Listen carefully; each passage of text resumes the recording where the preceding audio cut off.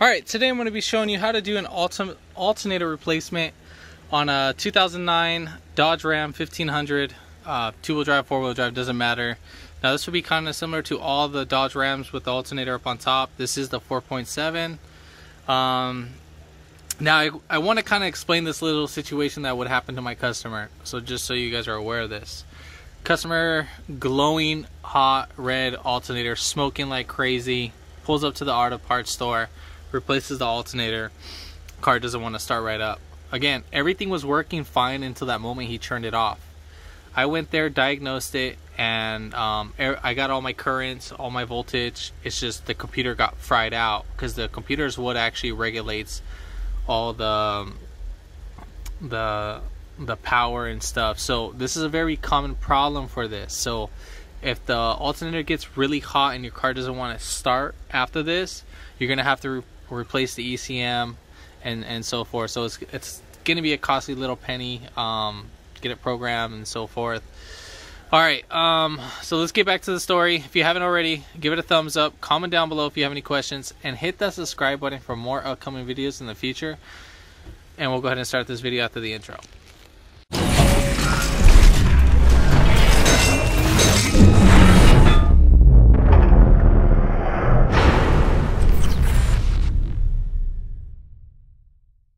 Alright, so we're going to go ahead and disconnect the negative cable. So right here, we're going to have our negative terminal.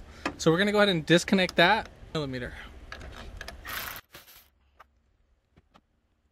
And we'll just set this off to the side. Make sure it does not make any contact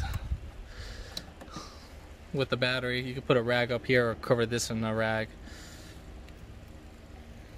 Alright, so there's one of two ways you can do this. We can take off the intake box, which would be pretty nice to do.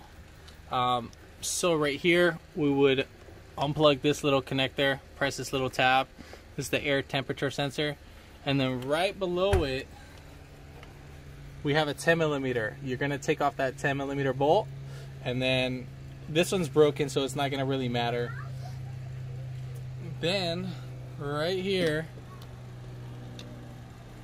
you're going to have these little tabs. So you're going to push these guys right back. So push back, and there's one more right here where my hand's at, and you just push that back. Then you're going to push the air filter this way and then pull up. Then we're going to go ahead and disconnect this PCV hose. So just like that, just push out, and then now we have access to that.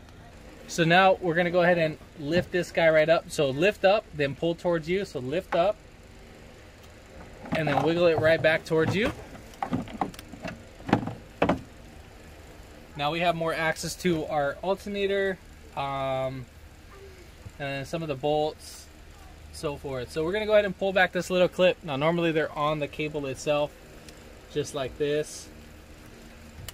Also, one thing to know about in this video is that if you do have any issues, if it ever did get hot, this power cable is a fusible link. So this cable goes to this fuse box. So if this doesn't get any power right here, obviously the fusible link on the cable itself burned out, and then that you need to repair the wire, and then, you know, so forth, and buy a new complete one.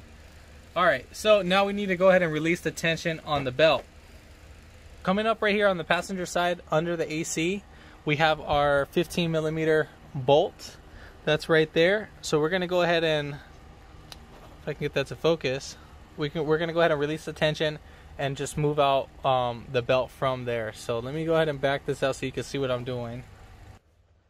So we're going to go in a clockwise position, and then right here at the alternator, we're just going to go ahead and release the slack. And just like that. So, and then we'll just leave that right there. So we're going to have a few bolts. I think normally this is either a 13 millimeter for the OEM, but I believe I have the 12 or 13, so either or. So yeah, this one is a 12, but I'm pretty sure yours should come with a 13.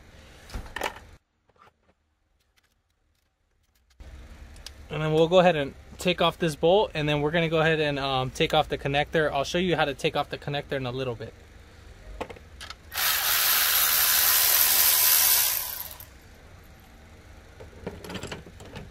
lift up this cable,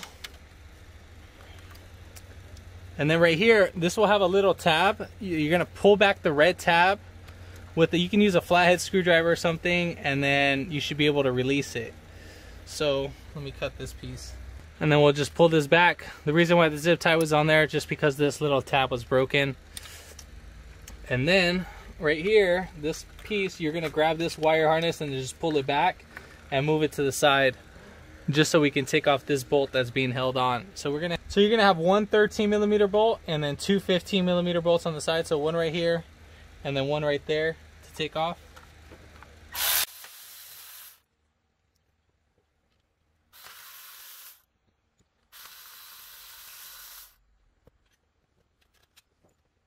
Now we're gonna go ahead and lift up our alternator.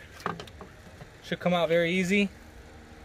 And now we're gonna go ahead and reverse the order. We'll put back the alternator.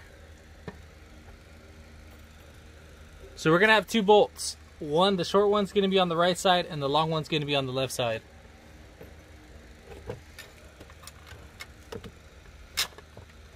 So while lifting up the alternator, go ahead and just catch your thread on the other side of the bracket, and then pull back the bolt. And once you catch thread, then you know you're golden on that side. So same thing on this one. And these two bolts first, and then we'll go ahead and tighten that bolt last.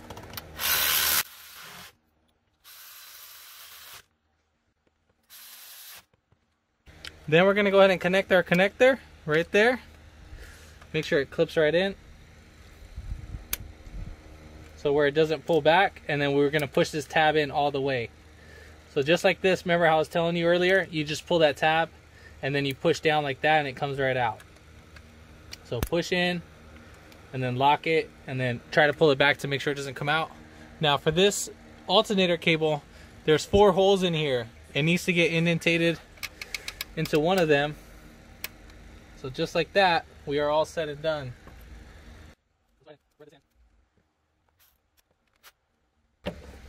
About a good 5 foot-pounds should be good to hold this. About 8, well, let's say 8 foot-pounds max to hold this bolt in. And then we'll go ahead and put our harness, clip it right back into that bolt. And then, I mean, that's pretty much it. We're gonna go ahead and put on the belt.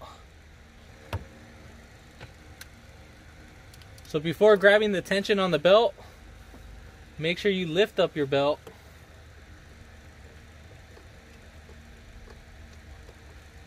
And now we're ready to release the slack. So as you're releasing the slack or adding slack, you're gonna put pressure on the belt so it doesn't fall off anywhere else. All right, so we're gonna go ahead and put our little cover piece right here, and then we'll just clip that right in. And then we're gonna go ahead and put in our intake. So let's make sure we get all of this. So we'll push this guy right in while lifting up still, push in, and then right here on this underside, there's a little piece that you push down and it'll lock right in. Let me show that so you can see that. So right here, see that little nipple right there? Make sure that's inserted in. And then obviously, you know, make sure that this guy's bolted down, but it's broken. Didn't do that, that's not my thing. And then you would go ahead and put that, and then connect your PCV hose.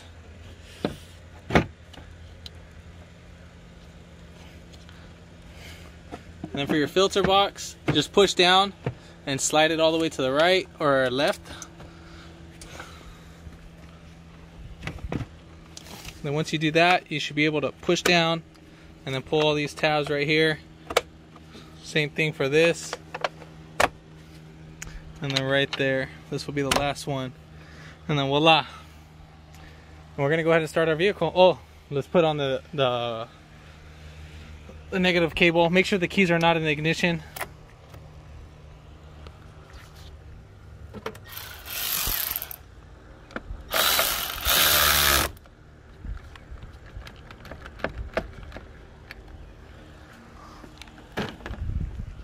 All right, let's go ahead and start this bad boy.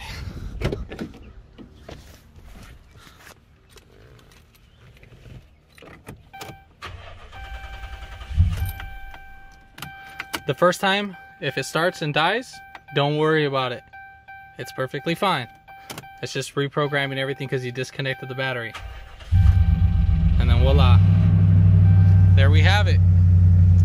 If this video helped you out, give it a thumbs up, comment down below if you have any questions, and hit the subscribe button for more upcoming videos in the future. And thanks for watching.